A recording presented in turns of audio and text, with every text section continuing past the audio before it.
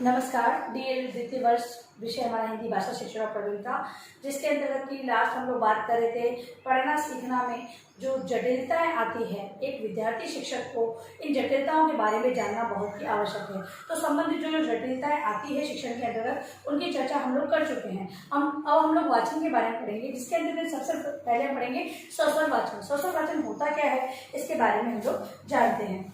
तो जब बालक स्वर सहित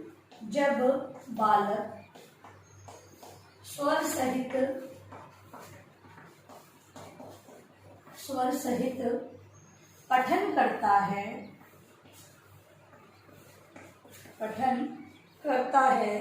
तो उसे सस्वर वाचक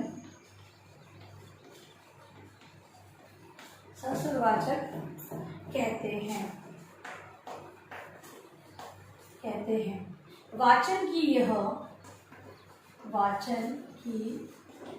यह प्रथम अवस्था है। सस्वर वाचन के लिए सस्वर वाचन के द्वारा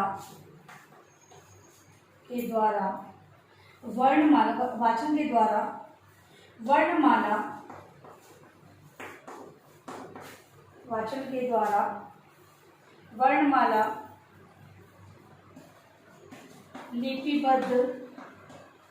लिपिबद्ध अक्षरों की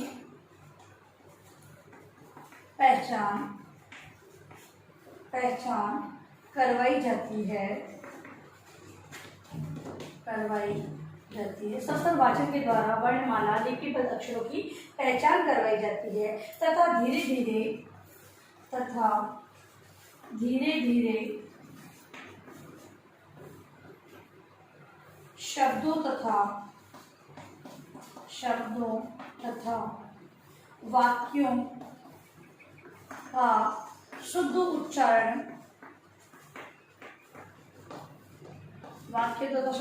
उच्चारण करते हुए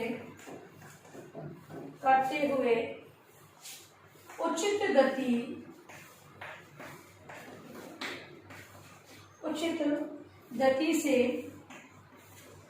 पढ़ने का अभ्यास भी कराया जाता है। सस्वर वाचन का शाब्दिक अर्थ है अपने स्वर में किसी भी चीज को वाचना, मतलब पढ़ना। सस्वर वाचन कहलाता है। वाचन की प्रथम अवस्था है, क्योंकि अध्यापक है वो किसी बालकों को पहले पढ़ाता है, बालक उसे सुनते हैं, तत्पश्चात उसका वाचन वो अपने स्वर के अंतर्गत करते हैं। इसीलिए इसे प्राथमिक अवस्था मानी बताइए। और उसके बाद सस्वर वाचन के द्वारा ही वर्णमाला तथा लिपि अक्षरों की पहचान करवाई जाती है। धीरे धीरे शब्दों तथा वाक्यों का शुद्ध उच्चारण तथा उचित गति से उसे पढ़ने का अभ्यास भी सस्वर वाचन के द्वारा ही करवाया जाता है। सस्वर वाचन करने से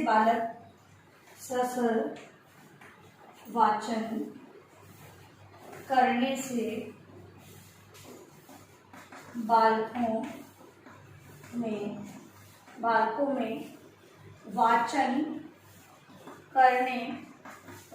करने की कला का विकास होता है। वाचन करने की कला का विकास होता है। उनकी झिझक दूर हो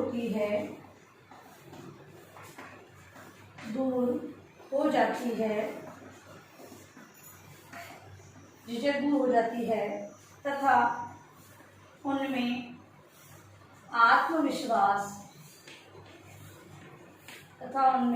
आत्मविश्वास की भावना उत्पन्न होती है।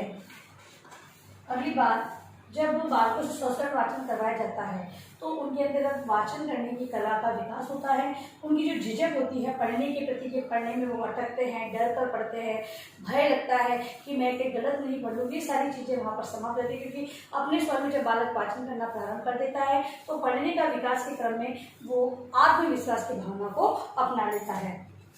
सस्वर वाचन से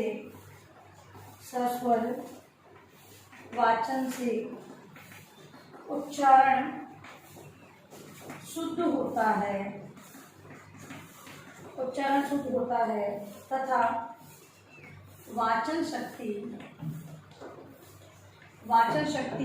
का विकास होता है। सस्वर वाचन के अंतर्गत बालकों में शुद्ध उच्चारण, शुद्ध वर्तनी का प्रयोग करना वो सीखते हैं तथा वाचन शक्ति का उसमें विकास होता है। अब है सस्वर वाचन की विशेषता। सस्वर वाचन की विशेषताओं के अंतर्गत सस्वर वाचन में किन किन विशेषताओं का होना बहुत ही आवश्यक है। तो पहला है शब्दों की ध्वनियों का ज्ञान। यदि बालक को शब्दों की ध्वनियों का ज्ञान नहीं होगा तो वो उन ध्वनियों को बोलने में हिचकिचाएंगे और जो उनका वाचन है वो सही नहीं हो पाएगा। तो उच्चारण ध्वनियों का ज्ञान, शब्दों की ध्वनियों का ज्ञान बालक को प्रारंभिक अवस्था में ही सिखा दिया जाता है, जिससे कि वो ध्वनि चिन्हों का उपयोग अपने वाचन के अंतर्गत सही प्रकार से कर सके। फिर है शब्दों का अर्थ। पढ़ना केवल चिल्लाकर पढ़ना, जोर जोर से पढ़ना ये या फिर किसी चीज़ को फटाफट पढ़ना, ये पढ़ना नहीं कहलाता है। पढ़ना उसे कहते हैं जो पढ़ते हुए अर्थ को समझ सके। तो शब्दों के अर्थ को जानकर उसे स्वीकार करते हुए आगे पढ़ना, समझते हुए आगे पढ़ना ही सस्वर वाचन कहते हैं। तो शब्दों के अर्थ को जानना बहुत ही आवश्यक माना गया है। फिर है वाचन का ढंग। सस्वर वाचन में इस बात का भी ध्यान रखा जाता है कि जो वाचन यानी पढ़ने का जो ढंग है वो भी सही होना चाहिए। किस स्थिति में पढ़ा जाता है, किस प्रकार पढ़ा जाता है, ज़्यादा तेज नहीं पढ़ना, ज़्यादा धीरे नहीं पढ़ना, एक लय और गति को ध्यान में रखते हुए पढ़ना ही वाचन के अंतर्गत आता है। फिर है विराम चिन्ह। गद्य में विशेषकर विराम चिन्हों को ध्यान में रखकर ही वाचन किया जाता है। यदि विराम चिन्हों को ध्यान में नहीं रखा जाता है तो जो वाचन है वो सही ढंग से नहीं हो पाता है। जो किया गया वाचन है वो स्पष्ट रूप में उसके अर्थ को समझने में दिक्कत आती है। फिर है स्पष्टता। यदि किसी भी प्रकार की घबराहट होती है या फिर शुद्ध उच्चारण के बारे में ज्ञान नहीं होने के कारण क्या होता है, जो सस्वर वाचन है उसमें स्पष्टता नहीं आती है। तो सस्वर वाचन की ये विशेषता होती है कि वो स्पष्ट रूप से हो, जो विषय वस्तु पढ़ी गई कम हो लेकिन स्पष्ट रूप से बताई गई हो, इस प्रकार का होना चाहिए। फिर है रुचि। जब तक बालकों की रुचि सस्वर वाचन में नहीं होगी तब तक सस्वर वाचन का सही प्रयोग करना नहीं सीखेगा। इसीलिए रुचि का होना बहुत ही आवश्यक है। यदि विद्यार्थी उस चीज में रुचि नहीं रख रहा है तो उचित प्रकार से सस्वर वाचन वो नहीं कर सकता है। तो इस प्रकार में सस्वर वाचन तथा उसकी विशेषताओं के बारे में जो जाना है उसी को गृह कार्य के रूप में आप लोग लिखेंगे। सस्वर वाचन से